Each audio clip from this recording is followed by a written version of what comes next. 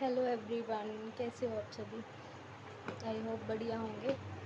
जैसा कि आपको पता है कि हमारे इसके एग्ज़ाम्पल्स और जो भी इसकी जो आरम्स थी वो हमारी ऑलमोस्ट कंप्लीट थी ना।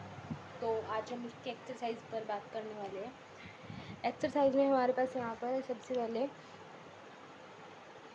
जो हमारा पहला क्वेश्चन है, क्या बोला है इसमें, define adjoint of a matrix.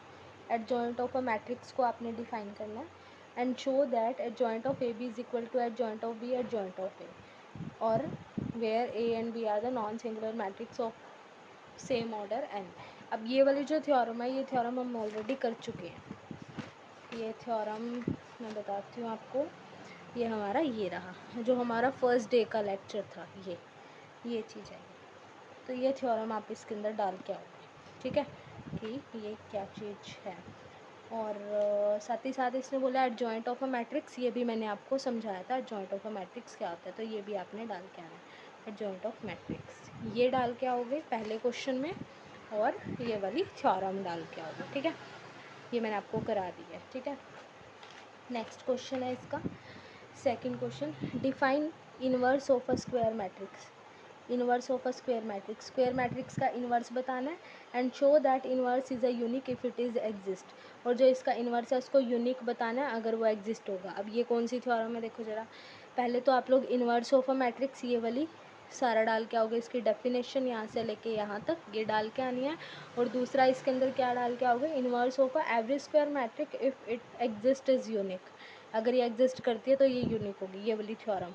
ये भी मैंने करा दिया आपको, ठीक है। ये आपका चैप्टर वो डे 2 है, जिस दिन डे 2 था उस दिन मैंने ये वाली थ्योरम कराई थी आपको। तो ये आप डालोगे, ये वाली डेफिनेशन और ये वाली थ्योरम, ये इसके अंदर आप लोग डालोगे। अभी नेक्स्ट है इसका जो सेकंड का सेकंड पार्ट है, वो हमें क्या कहता है, prove that A is invertible if A is invertible. Prove करना है कि अगर ए इन्वर्टिबल है, ए क्या है, इन्वर्टिबल है, तो यहाँ पर ए इनवर्स एग्जिस्ट करेगा। ए इनवर्स एग्जिस्ट करेगा तो हमें ये वाला रिज़ल्ट शो करना है इसका, ये वाला रिज़ल्ट इसका शो करना है। अगर ए इन्वर्टिबल है तो उसका क्या, वो इनवर्स एग्जिस्ट करेगा, बिल्कुल करेगा। ए इन्वर्टिबल तभी होगा जब उसका इनवर्स एग्जिस्ट करेगा, ठीक है। तो मैंने यहाँ पर जो है आपके पास ये वाला लिख दिया। यहाँ पर हम सबसे पहले क्या करेंगे, एक स्क्वायर मैट्रिक्स ले लेंगे। यहाँ पर मैंने सारी इनवर्स की डेफिनेशन डाल दी, यहाँ से शुरू करेंगे, यहाँ से। If A is a square matrix of n, तो अनदर स्क्वायर मैट्रिक्स एग्जिस्ट करेगी बी, जिसका ऑर्डर भी सेम होगा, एन होगा। तो हमारे पास ये वाला रिज़ल्ट वेरीफाई करेगा, ये रिज़ल्ट होगा तो हम कह देंगे इनवर्स एग्जिस्ट करेगा। इनवर्स एग्जिस्ट करेगा तो ये वाला रिज़ल्ट होगा, तो ए इज़ इन्वर्टिबल, ये चीज़ हो जाएगी। अगर यहाँ पर हमारे पास ए इज़ इन्वर्टिबल है तो ये वाला रिज़ल्ट वेरीफाई करेगा, और ये रिज़ल्ट वेरीफाई करेगा तो हमें यहाँ पर प्रूफ क्या करना है, यही चीज़ प्रूफ करनी है, क्या, कि ए इनवर्स का इनवर्स इज़ इक्वल टू ए आना चाहिए। तो हम क्या करेंगे, सेकंड इक्वेशन ये वाली कंसीडर करेंगे। ये वाली मैंने सेकंड इक्वेशन को कंसीडर कर लिया। अब ये प्रूफ कर रहे हैं, सेकंड इक्वेशन को कंसीडर करा, क्योंकि ए इन्वर्टिबल है तो इनवर्स एग्जिस्ट करेगा। इनवर्स एग्जिस्ट करेगा, ए का इनवर्स ये एग्जिस्ट करेगा, इनवर्स एग्जिस्ट करेगा तो ये वाला रिज़ल्ट भी होल्ड करेगा। अगर ये वाला रिज़ल्ट होल्ड करेगा तो हम यहाँ पर क्या करेंगे, इस इक्वेशन को, स्टार इक्वेशन को डिवाइड करा देंगे, किससे, ए इनवर्स से, ऑन बोथ साइड, सारी जगह पर किससे डिवाइड करा देंगे, ए इनवर्स से। जैसे ही मैं इसको ए इनवर्स से डिवाइड कराऊंगी तो मेरे पास यहाँ पर क्या आएगा, ए इनवर्स से ए इनवर्स कैंसिल, ये वाला ए इनवर्स से A inverse cancel, A by A inverse हो जाएगा। तो ये कैंसिल हो जाएगा तो ए, ये कैंसिल हो जाएगा तो ए, और ये कैंसिल हो जाएगा तो ये वाला जो इनवर्स है इसकी पावर 1 ऊपर जाके क्या बन जाएगी, -1 बन जाएगी, ठीक है। अब यहाँ पर क्या होगा, ये वाला रिज़ल्ट किसके इक्वल आ गया, ए के। यही तो मैंने शो करना था, ठीक है। Hence proof this is our required result, बस दैट्स इट। समझ आया। अगर ए इन्वर्टिबल है तो we can say that this result will be hold, तो ये रिज़ल्ट होल्ड होगा। रिज़ल्ट होल्ड होगा तो हम उसको ए इनवर्स से डिवाइड करा देंगे तो हमारे पास सिंपली ये वाला मिल जाएगा, बस दैट्स इट, ठीक है। नेक्स्ट देखते हैं। अब देखो ज़रा, आपका फर्स्ट क्वेश्चन हो गया, सेकंड क्वेश्चन कंप्लीट हो गया। थर्ड क्वेश्चन देखो कौन सा है, ये भी मैंने थ्योरम करवा रखी है। Prove that A and B are the non singular matrix. A और बी जो है हमारे पास नॉन सिंगुलर मैट्रिक्स है, सेम ऑर्डर एन के। देन शो दैट, तो हमें ये वाला रिजल्ट शो करना है। अब ये वाली थ्योरम देखो कौन सी है, ये वाली थ्योरम है अपने पास, ये वाली। जो MDU 2003 में आई हुई है। ए और B are the non singular matrix of same order this, और ये वाली सारी थ्योरम यहाँ से लेके यहाँ तक आप लोग डाल दोगे इसको, ठीक है।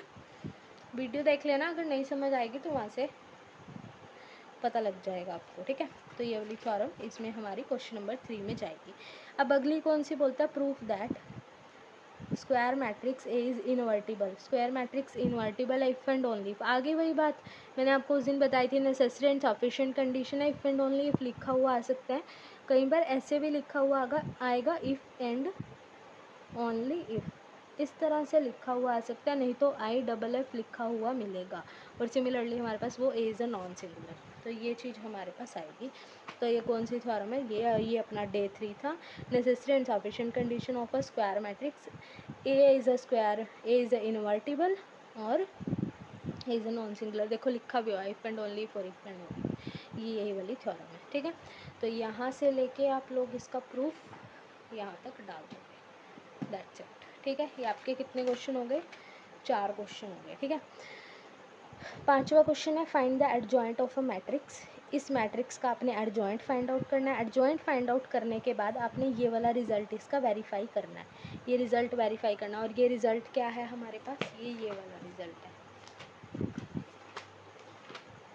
ये वाला रिजल्ट क्या है वेरीफाई करने को, ठीक है। अब देखो इसका ज़रा, ये मैंने कर दिया है सॉल्व क्वेश्चन, ये ठीक है। देखो ज़रा, find the adjoint of a matrix, ये वाली मैट्रिक्स का आपने एडजॉइंट निकालना है, वेरीफाई करना है, ये वाला रिजल्ट आपने वेरीफाई करना है। Firstly we have to find the adjoint of A, क्योंकि उसने वो निकालने को कहा है। लेट कर लेंगे इसको, ए मैट्रिक्स लेट कर लेंगे तो बस वहाँ से शुरू हो जाएगा। अब एडजॉइंट निकालने के लिए हमें पता है कि पहले हमें यहाँ पर हर एक रो के क्या निकालने पड़ेंगे, कोफैक्टर्स निकालने पड़ेंगे। तो मैं यहाँ पर इसके कोफैक्टर्स निकाल दूँगी। जैसे ही मैंने इसके कोफैक्टर्स निकाले, कोफैक्टर्स मैंने आपको निकालने सिखाए हुए हैं कैसे निकालते हैं। हमारे पास ये वाली मैट्रिक्स दे रखी है, सबसे पहले मैं फर्स्ट रो के कोफैक्टर निकालूंगी। फर्स्ट रो यानी कि इसकी ये वाला कॉलम, ये वाली रो छोड़ देंगे, ये बच जाएगा। तो मैंने ये ले लिया, 3 1 जा 3 माइनस 2 2 जा 4, ये ले लिया, -1 आ जाएगा। अब यहाँ पर माइनस इसलिए आया क्योंकि ये 1 + 2 कितने हो जाएंगे, 3। तो -1 की पावर 1 + 2 कितने हो जाएंगे, 3। तो -1 की पावर 3, -1 की पावर 3 -1 देगा आपको। अब हमारे पास ये है, ये वाला कॉलम, ये वाली रो छोड़ देंगे, 3 1 2 3, 3 1 2 3, ये सॉल्व कर देंगे, ये आंसर आ जाएगा 1 3। ये वाला कॉलम, ये वाली रो छोड़ देंगे, 3 1 1 2, 3 1 1 2 को सॉल्व कर देंगे, 5 आ जाएगा। तो ये वाली रो के मैंने निकाल दिया। सिमिलरली हम इसी वाली रो के निकालेंगे, सिमिलरली हम इस वाली रो के निकालेंगे। तीनों रोज़ के मैंने यहाँ पर आपको कोफैक्टर्स निकाल के दिखा दिए, ठीक है। इस तरह से निकाल, ये माइनस इंडिकेशन इसी कारण है कि यहाँ पर 2 + 1 3, तो -1 की पावर 3 ओड होगा, तो ये सिमिलरली ये। अब एडजॉइंट ऑफ ए हम करते क्या है कि जितने भी हमारे पास एलिमेंट आए हैं cofactors, A11 -1 -7 5, sorry A11 -1, A12 -7 और A13 5, मैंने इसको एक रो में डाल दिया। सिमिलरली A21 A22 A23 3 3 -3 3 3 -3, इस तरह से। और इसके -1 5 और -1 ये मैंने यहाँ डाल दिए। अब मैं इसका क्या कर दूँगी, इन्वर्स, वो सॉरी ट्रांसपोज, इन्वर्स नहीं ट्रांसपोज, क्या कर दूँगी इसका ट्रांसपोज। जैसे मैं इसका ट्रांसपोज करूँगी, ये वाली रो ये कॉलम में चेंज, ये वाली रो ये कॉलम में चेंज, ये वाली रो ये कॉलम में चेंज। जैसे ही कॉलम में चेंज होगी तो ये हमारे पास एडजॉइंट ऑफ ए मिल गया। अभी एडजॉइंट ऑफ ए मिल गया, अब हमें मेरे को क्या वेरीफाई करना है, हमें यहाँ पर ये वाला रिज़ल्ट वेरीफाई करना है। अगर मेरे को ये वाला रिज़ल्ट वेरीफाई करना है तो मेरे को यहाँ पर क्या करना पड़ेगा, ए एडजॉइंट है, पहले मैं ये वाला पार्ट शो करूँगी, फिर मैं ये करूँगी, फिर मैं ये, तीनों अलग अलग करूँगी और इक्वल दिखा दूँगी। जैसे अब एडजॉइंट ऑफ ए ये आया था मेरे पास, इसको मैं ए मैट्रिक्स से मल्टीप्लाई करूँगी। ए मैट्रिक्स ये है हमारे पास, ठीक है। और एडजॉइंट ऑफ ए क्या आया था मेरे पास, ये आया था। इनको मल्टीप्लाई करा दूँगी। मल्टीप्लाई सिंपली आपको करना आता ही है, तो हम मल्टीप्लाई कराएंगे तो यहाँ पर हमारे पास इसमें ये वाली मैट्रिक्स बनेगी। ये वाली मैट्रिक्स में से मैं 6 बाहर ले लूँगी। जैसे मैंने 6 बाहर ले लिया, कॉमन ले लिया, यहाँ पर आइडेंटिटी मैट्रिक्स बच गई। सिमिलरली मैं एडजॉइंट ऑफ ए और फिर ए से मल्टीप्लाई कराऊंगी। पहले एडजॉइंट ए रखूँगी, फिर ए से मल्टीप्लाई कराऊंगी। जैसे मल्टीप्लाई कराया, इसमें भी सेम यही रिजल्ट मिला। फिर मैंने 6 बाहर कॉमन ले लिया, इसको सॉल्व कर दिया। अब लास्ट हमारे पास क्या है, या मल्टीप्लाई करनी आती है आप लोगों को, इसलिए मैंने थोड़ा सा फास्टली इसको निकाल दिया, ठीक है। फिर भी किसी को डाउट होएगा किसी में भी तो पूछ लेना। अगला क्या है, डिटर्मिनेंट ए आना चाहिए डॉट किसके आना चाहिए, identity matrix of 3 order. Identity matrix of 3 order हमें पता है वो क्या होती है। आइडेंटिटी मैट्रिक्स ऑफ 3 ऑर्डर हमें पता है 1 1 1 0 0 0 0 0। ये है, यहाँ पर हमारे पास इसका डिटर्मिनेंट यानी कि 6 आना चाहिए। देखो यही आएगा, ये मैंने मैट्रिक्स ले ली, ये कुछ नहीं है, ठीक है, डिटर्मिनेंट के लिए डाल दिए। इसका डिटर्मिनेंट निकालोगे 2 एज इट इज़, ये कॉलम ये रो छोड़ी, 3 1 जा 3 2 2 जा 4, ये ले लिया -1, ये छोड़ा कॉलम, ये रो छोड़ी, 3 3 जा 9 2 1 जा 2, ये 3, ये कॉलम ये रो छोड़ी, 3 2 जा 6 -1, तो ये सारा ले लिया। इसका डिटर्मिनेंट निकाल दिया। डिटर्मिनेंट निकालने के बाद यहाँ पर -2 और -7, माइनस माइनस प्लस हो जाएगी, तो 7 + 2 कितने हो जाएंगे 9 + 15 प्लस माइनस माइनस 15 में से 9 जाएंगे 6, तो यहाँ पर क्या आ गया 6। तो अब डिटर्मिनेंट ऑफ कितना आया, ए का 6 आया, और इसको आइडेंटिटी मैट्रिक्स से मल्टीप्लाई कराओगे तो ये रिज़ल्ट, ये वाला रिज़ल्ट इसका और ये वाला रिज़ल्ट इसका, तीनों इक्वल हो गए। यही मेरे को प्रूफ करना था, ठीक है। ये आपका 5वां क्वेश्चन था। तो यहाँ पर आपके जो है 5 तक के क्वेश्चन कंप्लीट हो चुके हैं। नेक्स्ट हम नेक्स्ट वीडियो लेक्चर में करने वाले हैं, ठीक है। Bye bye students, have a good day.